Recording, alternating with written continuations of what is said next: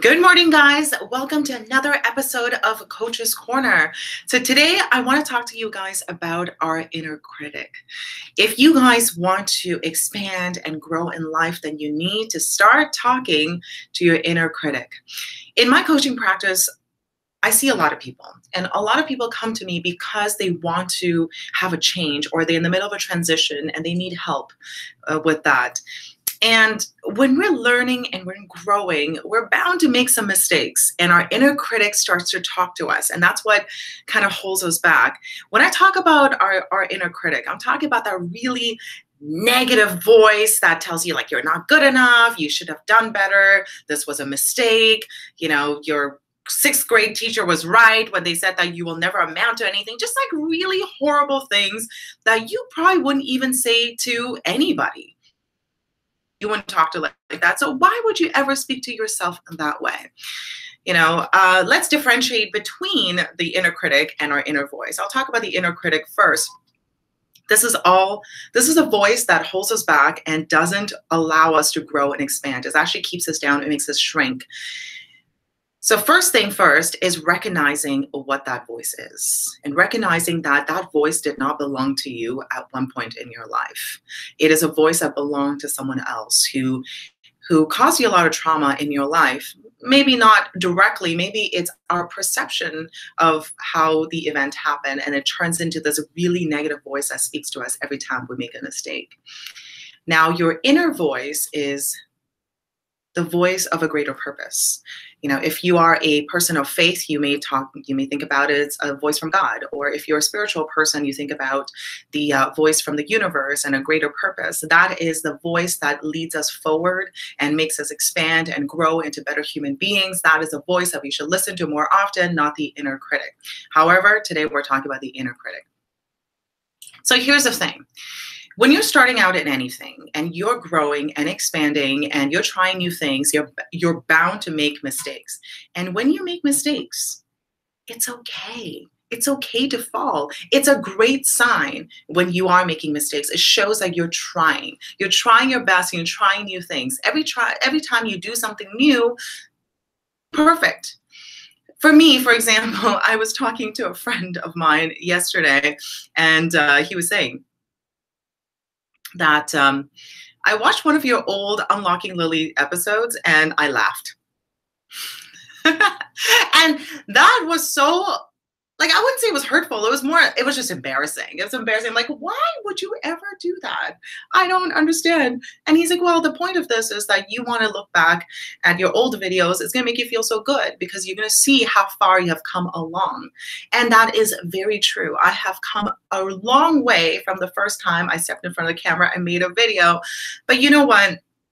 Yes, it was embarrassing to look at that video all over again, but it's also showing my growth. It's showing that I did the best that I could in that moment. I did the best I could with the circumstance I was in. I didn't have any experience speaking in front of the camera or in public in general, and I did the best I could. And today, yes, I'm a lot better because I have a lot more experience, but I'm so glad I put out my work at that time. It wasn't perfect, but I put it out, and it's still not perfect. Right now, I'm not perfect in what I'm doing, but I'm still putting out the best work that I could. And really being kind and gentle to yourself, looking in the past, is like, you know what, that was me at a moment in time, and that's okay. It wasn't perfect, but I'm glad that I put out the best work I could. And the second thing is, even now, knowing that nothing is ever going to be perfect. Things are always going to go wrong. You're going to say things that you're going to possibly be embarrassed about later on in life, but that's okay. You still need to put your work out there.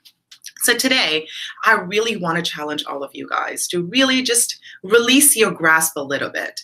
Don't worry about putting out the best work or do put out your best work. Don't worry about putting out your perfect work, but do try to do your best. And if you make a mistake, think to yourself, how can I learn from this mistake versus beating yourself down?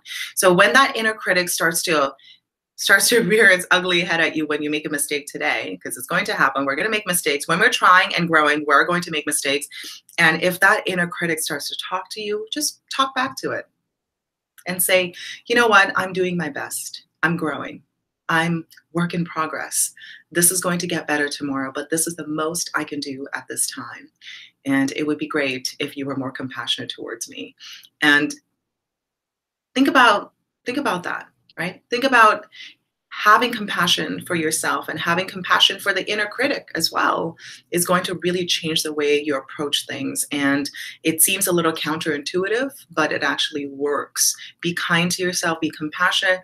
I like to always use the analogy of a really wonderful, loving parent or a great mentor. How would they talk to their student or child when they have made a mistake? Yes, you still want to hold them accountable. You can't be like, you have free reign to do whatever you want and you can make whatever mistakes and it's okay. No, that's not what we want. We still want to hold them accountable for the mistakes that they have made, because every mistake that we make, there is some kind of consequence out of it. But you also want to show them that I have your back when you do make a mistake. I do expect your best work. However, if you make a mistake, that's okay. I have your back. We're going to learn from this experience. So take that approach to yourself today. You know, feel free to make as many mistakes as you want, but take that approach, hold yourself accountable, talk to yourself like you would talk to someone you really love and care about. And of course, hold yourself accountable, but in a way that moves you forward as opposed to bringing yourself down. So that's what I got for today. I'm going to head over to the live chat to see what you guys are saying and see if there's any questions that I could answer for you guys. That would be amazing. Let's see what we got here. Nice. Okay, let's see. Let's see what we got. Okay. Beautiful. Okay, so we have special shout out for Tracy. Tracy, so nice seeing you. Evan Carmichael, nice to see you, sir. Mr. Bo from 4-Minute Masters. We have Lynn Scrafton. Hello, darling. We have Joe Rotondo. Nice to see you as well. And you guys have some questions here. Asking. I think it's easier for us to tell ourselves these things rather than hearing it from someone else. It's harder to take coming from your peers and self-preservations maybe. That's an interesting thought, Tracy. That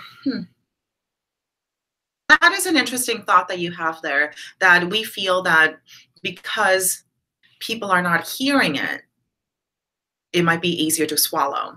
However, I'm going to put this back on you. I'm going to say that our inner critic is with us all day long, every single day of our lives. And we spend more time with ourselves than anybody else. So when you allow inner critic in a really negative way, like this is like some negative stuff. If you were to like reach in and think about the things that it says to you, that is very toxic. Any person should not be talking to you like that. And do that, the more toxic it's going to be, and it's going to really wear us down. That sort of answers your question. I think that's what you mean, but it's not good. It's not good to have an inner critic. Okay, let's see who else we got. Lynn, inner critic is playing up at a moment due to not doing enough on my college work, but I'll do better next time. Yes. Okay, well, I want to underscore something here. Underscore is not doing enough. Not doing enough on my college work. Okay, so here's the thing. I think we could all do a lot more than we're doing right now. I do truly believe that. I have this intensity to me that is very achievement oriented, and I get frustrated when I'm not doing enough of my work. So that's different. That is associated with my work. The inner critic is the one that talks to you in a really horrible way, saying that you are not enough. So it doesn't matter how much you do, you will never be enough, and you should be ashamed of yourself. So I think it's important to kind of differentiate between the two. Is we should always have high standards for ourselves and expect the best work out of us. But also at the same time, you have to be very compassionate towards yourself and say that you are deserving of love. You are enough. Right now, your work is not enough. That's okay, but you are enough, and you deserve all the love in the world. So I don't know if that makes sense. I think it does. I think, Lynn, let me know if that makes sense to you. That's how I see it. I think it's important to harness both those energies, and it's going to really help you become not only a happier person, but also a very driven and very successful human being in the long run. Okay, what else we got? Okay, Joe, there are a lot of mistakes I have made that are useful motivation to improve. Yes, so this is the part that I'm talking about. I have this frustration and intensity about me that every single time I do something, I walk away frustrating, knowing that it could be better. Harness that energy to motivate me, like Joe, like what you're mentioning, to improve for next time. Like right now, I'm going to get off this live chat, this live event, and I'm going to think to myself, how could I have done this better? And that frustration is what drives me to get better answers. And that's what gets me going day after day after day. But at the same time, I'm still very kind to myself. I'm compassionate. It's like, hey, Lily, you did your best work that you could in that moment. And now you're going to take that and learn and get better at it. So I agree with you, Joe. Awesome. Thank you so much for writing that. We have Lynn Scrafton. What is she saying? That makes sense. It's because I was proud of the work, but I missed stuff that it gutted me. So I feel like I let myself down a little. That's good. So it's important to really be proud of your work. And I'm not sure what is a part that you're missing. I missed stuff and it gutted me. So okay, that's fine. Hey, you're always going to miss stuff. You could put out your best work, best masterpiece, and you just miss a couple of stuff. And yeah, it hurts. And again, take it as a lesson learned and take it as frustration to get better.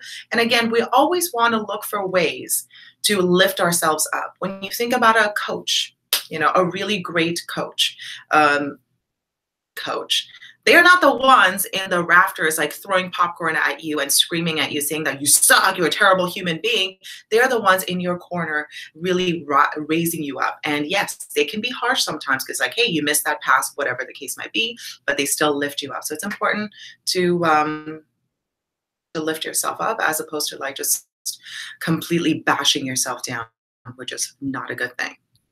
Okay, Tracy is making a comment. I think you're doing great. Thank you. And Lynn is mentioning, oh, so the part that you missed is part of an essay. Yeah, learn from it. And you're going to be a lot better going forward. So guys, this has been a lot of fun. It's 9:20, so I'm going to get to work. And I think you guys are all getting to work as well. I want you guys to really today. I'm always going to leave with that. Do something bold, something courageous, something that will potentially some sort of mistake in the future. Okay, let me rephrase that. When you make something bold, see, I'm not perfect either. I'm trying to say this properly. So I want you guys to do something bold today. And in that process, you may fall and you may make a mistake. And when you do fall and when you do make a mistake, compassionate towards yourself, but at the same time, use that frustration to really and that's what I'm going to leave you guys with. Have an amazing day. If you guys have any questions, leave it in the comments below. I love joining in the discussion. And I will see you guys tomorrow for a weekend of Coach's Corner. Maybe I'll have a special guest. I'll see how that goes. Thank you so much, guys. I love you all for joining in and have an amazing, amazing day. And remember to always be extraordinary. Bye-bye.